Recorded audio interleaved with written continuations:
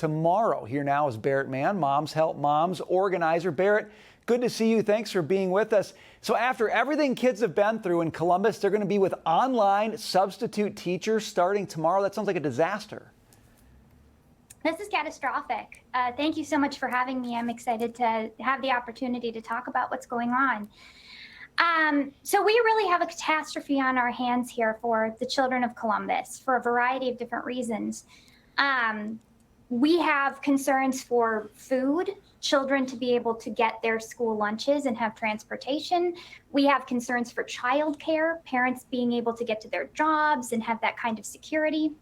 We have concerns about distributing information and people even knowing what's going on. This is a very chaotic situation on the ground right now. And as much as community aid organizations such as myself are trying to help, we are just scrambling to catch up with being able to help people the best that we can. It's a really chaotic situation. I mean, Berit, okay, so I'm listening to what the union's saying, and they're saying we want smaller class sizes, and we want better air conditioning or infrastructure in the schools. Okay, I understand all of that, but after the last 2 years where parents were like, I want my kid in a classroom, okay, I just want them back, it seems like a profoundly bad time to go on strike if you want to build credibility with parents again. How are parents in Columbus reacting to this, Berit? It's a catastrophically bad time for this to be happening, yes, but from what I can tell and from what I'm hearing, parents do nearly universally support the strike. And the reason for that is because the situation in the schools is pretty rough. The class sizes are bad. A lot of what the teachers are saying is true.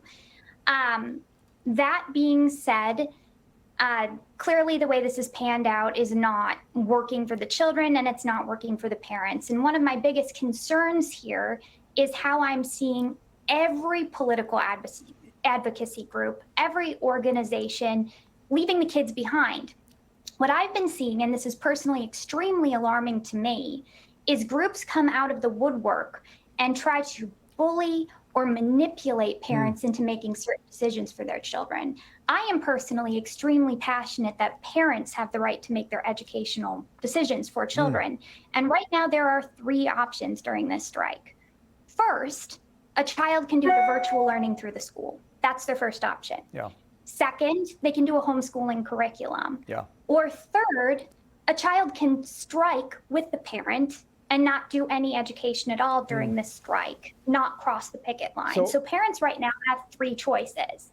And I'm seeing a lot of bullying and a lot of shaming and a lot of things that are happening to get in the way of parents making a choice. So Berit, talk about that. 'Cause, you know, we homeschool our kids in New York City. And I got to tell you, New York City has no time for homeschoolers, okay? And in 20 different ways, they'll tell you that they think you're making a terrible choice. What are you seeing in terms of bullying in Columbus when it comes to homeschool or parents who want to keep their kids back because they don't want them to do the online substitute teacher thing?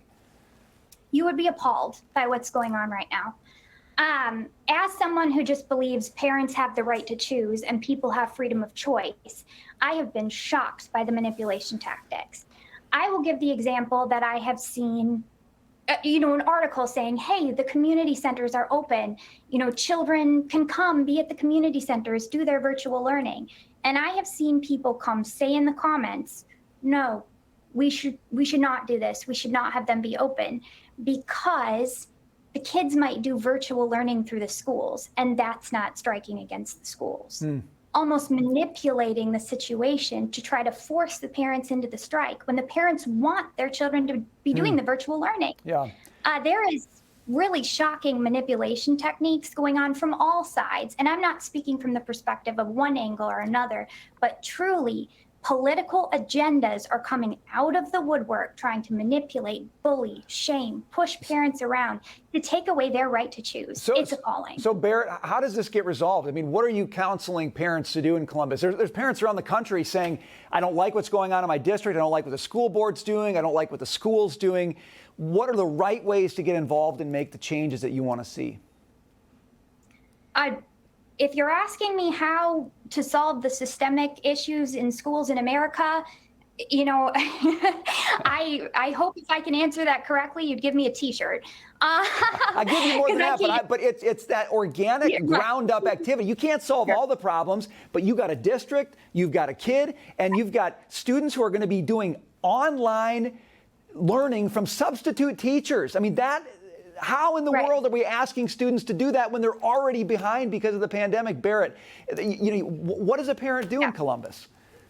So what I'm telling parents is that every family is different. Every single family is in a different situation. I have talked to moms where their children have a disability and they simply say, I cannot do virtual learning for my child. It won't work and I'm not going to do it. Right. For the time being, they want to homeschool. And so my organization is putting out homeschooling resources saying, here, go here. Here's all kinds of things you can do. Let's find something that works for you.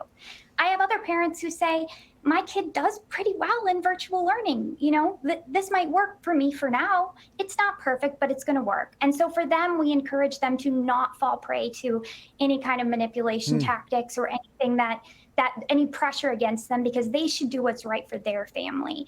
And so we encourage them to engage in what works for them. And then the parents who decide to protest and engage in their right to protest, because that is their right, we encourage them to stand up for what they believe in. And if they truly believe that the teacher strike and standing with the teachers is what's best for their family, and many parents do stand with the teachers because they are making demands that many people understand and support, then they need to engage in their right to protest, and we don't want them harassed or bothered either.